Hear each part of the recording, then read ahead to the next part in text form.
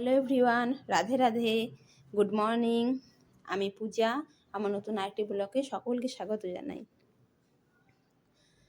দেখো, আমি প্রতিদিনকার মতো আজকেও উঠে আমি আমার যে কাজকর্মে লেগে যাচ্ছি। তো তার আগে দেখো, তোমাদের সাথে আমি যে টাইমটা দেখাবো, মানে আমার ঘড়ি বা আমার হাজব্যান্ডের মোবাইল, তো দুটোই টাইমটা বোঝা যায় না। আমি তোমাদের কাছে দেখাতে চেষ্টা করেছিলাম যে আমি ঠিক টাইম কটার সময় উঠি সেটা দেখানোর জন্য, কিন্তু যেহেতু আমার ঘড়িটা খারাপ আছে আমাদের বাড়ির, তো সেই জন্য আর নতুন ঘড়ি নেওয়া হয়নি। তো সেই জন্য তোমাদেরকে আমি কটা বাজে সেটা আমি অনেক দেখানোর চেষ্টা করেছি। আগের ভিডিওতে তো মোবাইলে দেখানোর চেষ্টা করেছি, তো সেখানেও ছবিটা ক্লিয়ার নেই। আর এখন ঘড়িতে দেখাতে যাচ্ছি, তো সেটা তো টাইমটা বোঝা যাচ্ছে না। তো যাই হোক, চলো, নতুন ঘড়ি নেওয়ার পর তোমাদের অবশ্যই সঠিক টাইমটা আমি দেখাতে পারবো। তো এখন বাজে 5:15 মতো বাজে। তো আমি এইদিকে দেখো ঘরটা ঝাড় দিয়ে নিয়েছি। তারপর এক এক করে সব কাজ শুরু হয়ে যাবে। ঘরটা ঝাড় দিয়ে দিক জল টল দিয়ে মুছে টুছে নিব। তো আজকে মেনলি হচ্ছে কি বলো তো, আজকে স্কুলে যাওয়ার দিন আমার, মানে শনি রবি দুদিন ছুটি ছিল, তো অত পাড়াপাড়ি ছিল না। প্রতিদিনে তো সকালকার বাসি কাজ একই থাকে, তো মানে অত পাড়াপাড়ি থাকে না। কিন্তু যেদিন স্কুলে যাওয়ার থাকে না, সেদিন মনে হয় কাজ তো পাড়াপাড়ি, প্লাস তার থেকে ওই সময় টেনশনটা বেশি থাকে যে আমার টাইম মতো স্কুলে যেতে হবে। তার সাথে তো আমার হাজব্যান্ডের জন্য খাবার রান্না করতে হয়। কিন্তু নিজের স্কুলটা থাকলে না, ওটা একটা বেশি চিন্তার বিষয় হয়। তা আমি সেই জন্য স্কুলে যাওয়ার জন্য সব কাজ একটু তাড়াতাড়ি করার চেষ্টা করছি। তো দেখো, এইদিকে তো এগুলো কাজ হয়ে গেল। আর আমার প্রায় রান্নাটা মনে করে 8:30টার মধ্যে কমপ্লিট করতে হয়, কারণ আমার তো হাজব্যান্ড ও চলে যায় কাজে। তো পরে ধরো রান্না করলে কি হবে, হাজার হোক যখন খেতে বসবো না, তখন মনটা খারাপই হয়। ও যদি না খেয়ে যায় বা ও সব কিছু খেতে পারলো না, তো তখন পরে মনটা খারাপই লাগে, যেহেতু ও সকালে খেয়ে যায়, একবার রাতে এসে খায়। তো সেই জন্য আমি যতটা পারি চেষ্টা করি যে সব রান্না কমপ্লিট 8:30টার মধ্যেই করার, কারণ আমাকে আবার 9:30-9টার মধ্যে আবার স্কুলে যেতে হয়। আবার আমাকে রেডি করে নিয়ে সব কাজ কমপ্লিট করে তখন বাড়ি থেকে বেরোতে হয়। মানে একটা বাড়ির বউয়ের বাড়ির সব কাজ কমপ্লিট করে বাইরে বেরোনো মানে খুবই কষ্টকর হয়ে যায় সব কাজ ছেড়ে। দেখো, এইদিকে আমি উঠোনে অনেক ফুল গাছ লাগিয়েছিলাম, মানে কতগুলো পুরানো টব ছিল। তো আমার তো গাছ লাগাতে খুবই ভালোবাসি আমি, আর দেখতেও খুব ভালো লাগে। তো আমি সেই জন্য গাছটার মধ্যে একদম জল দিয়ে দিলাম। কয়েকদিন ধরে জলটাও দেওয়া হয়নি, তো সকালে সেই জন্য গাছগুলো আমার জল দিয়ে দিলাম। তারপরে যে আমি স্নানে চলে গেছি, স্নান টান সেরে এবার আমি রেডি হয়ে পুজো ঘরে চলে যাবো। আর যেন আমার পুজো করতে মানে এত ভালো লাগে। ঠাকুরের নাম কীর্তন, ঠাকুরের যেসব জপ গুরুমন্ত্র, সব কিছু আমি পুজোতে ঠাকুরের সামনে বসে করি। আর এগুলো করার পর আমার যেগুলো থাকে, ঠাকুরের নাম জপ টপ করে তারপরে যে এক্সারসাইজ করে নিয়ে তারপরে আমি চলে যাই মালা জপ করতে। আমি যে মালা জপ করি জানো, তো এই যে হরিনাম কীর্তন বা হরিনাম সংকীর্তন যে আমি করি, তো এটাতে তো মানে মনটা তো খুব শান্তি আসে।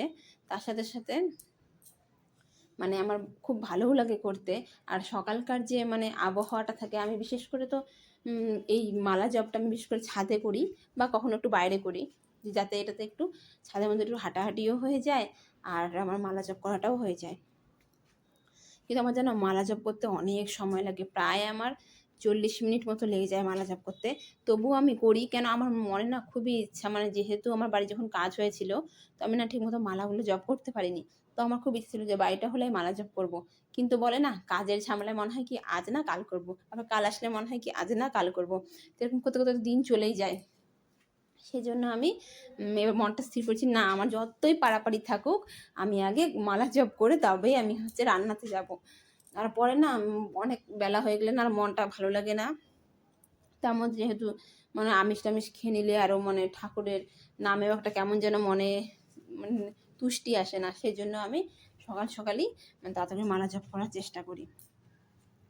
আর এই যে দেখো, আমি পূজা করার আগে মানে আমার যেহেতু আর আমার মায়ের শরীরটা ঠিক ভালো না, তো মাও পূজা করে, কিন্তু শরীরটা ভালোর জন্য আমি এইদিকে সব কিছু জোগাড় করে নিয়ে ফুল টুল তুলসী পাতা সব জোগাড় করে নিলাম, সব তুলে নিয়ে তারপর আমি পুজো ঘরে চলে এসেছি পুজো করতে। কিন্তু যেন সকাল সকাল যে আমি স্নান করে পুজো করি, কিন্তু এতটাও কিন্তু ঠান্ডা লাগে না। তো অনেকে ভাবে যে কত ঠান্ডা করে, কি সকালে উঠবো কি আলসি, কিন্তু বিছানা থেকে উঠতে একটু যা কষ্ট, কিন্তু উঠে যখন স্নান করেই মানে স্নান করতেও ঠান্ডা লাগে না, আবার স্নান করে পুজো করতেও কিন্তু ঠান্ডাটা লাগে না। আর তার মধ্যে এখন তো ঠান্ডাটা অনেক কমে গেছে, সেই জন্য সকালে সেরকম ঠান্ডাও করে না।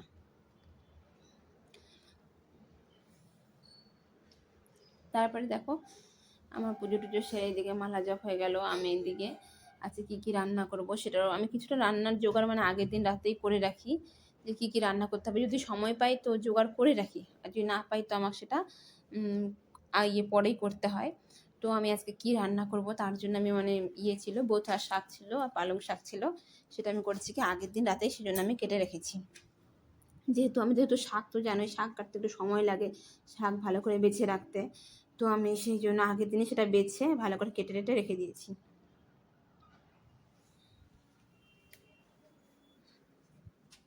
তো দেখো আমি প্রতিদিনকার মতো সংসারের সব কাজ মোটামুটি আমার এতে কমপ্লিট হয়ে গেল।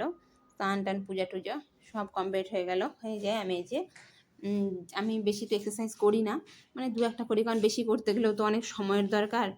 তো যতটুকুই আর কি পারি আমি এক্সারসাইজ করে নিই, বেশি না, খুব বেশি হলেও 10 মিনিট করি, তার বেশি করতে পারি না। তবে এই যে এক্সারসাইজ করে তারপরে আমি চলে গেছি মালা জপ করতে।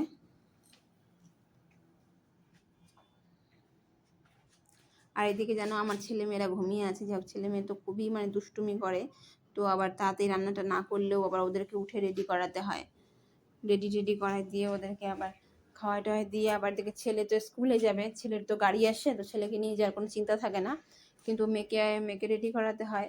কিন্তু আমার মেয়ে যেহেতু মানে অনেক লক্ষ্মী আছে, তো অনেকটা কিছুটা নিজেই রেডি হয়ে যায়।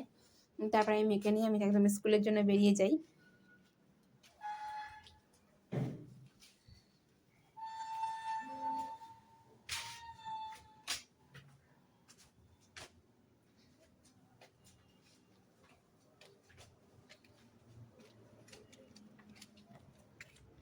কিন্তু জানোই যে সংসারের যে রোজকার যেসব কাজগুলো করতে হয়, প্রতিদিনকার কিন্তু একই কাজ প্রতিনিয়ত করতে হয়, কিন্তু প্রতিনিয়ত এক কাজ করলেও কিন্তু অতটাও বোরিং লাগে না।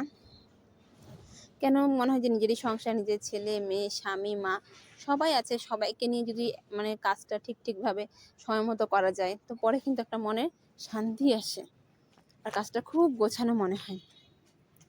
এইদিকে দেখো আমার তো আগের দিনে কিছু কাপড় ছিল, তো কাপড়গুলো আমি আমি মানে কাপড়টা সকালে কাচার খুব কম পাই, সকালে টাইম হয় না আমার, সেই জন্য, কারণ আমার স্কুল যেতে হয়, এদিকে আমার হাজব্যান্ড চলে যাবে, তো ওই জন্য তাড়াতাড়ি রান্না করতে হয়।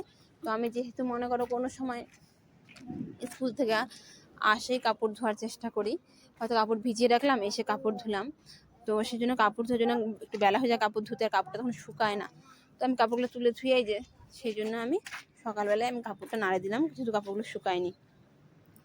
তো কাপড়টা নেড়ে দিতে তো মালটা জব করা হয়ে গেলে রান্নাঘরে এসেছি। এবার চলো দেখি কী আমি রান্না করছি। এদিকে দেখো একদিকে আমি ভাত বসিয়ে দিয়েছি আর এদিকে ডাল বসিয়ে দিয়েছি। ভাতে এই যে জল গরম হতে আমি এদিকে ভাতের মধ্যে চাল দিয়ে দিলাম, আর এদিকে দেখো আমি ডাল বসিয়েছি, কিন্তু আমি যেহেতু পালং আর বথুয়ার শাক তোমাদের তো বললাম আমি বনে থুইছি, তো সেটাতে যেহেতু আমি ডাল রান্না করব, মানে সেই শাকগুলো আমি ডালের মধ্যে দিব।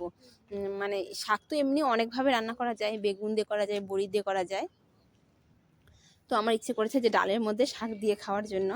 তো আমি সেই জন্য করেছি কি, ওই তোমার হচ্ছে হাঁড়ির মধ্যেই শাক দিতে নিয়েছি, কিন্তু হাঁড়িটাতে জাগা হচ্ছে না, মানে শাক দিয়েছি তো ওর মধ্যে আবার আলু দিয়েছি, তো তার মধ্যে জাগা হচ্ছে না, সেই জন্য আমি করেছি কি যে প্রেশারের মধ্যে দিয়ে দিয়েছি, তাড়াতাড়ি সিদ্ধ হয়ে যাবে, প্রেশার জায়গাটাও বড়।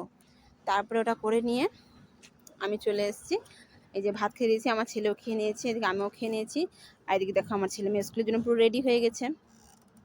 আর এইদিকে ওরা মেয়ে রেডি হচ্ছে নিজে নিজে, তা ও তো চেষ্টা করে নিজে রেডি হয়, কিন্তু ছেলেকে তো রেডি করে দিতে হয়।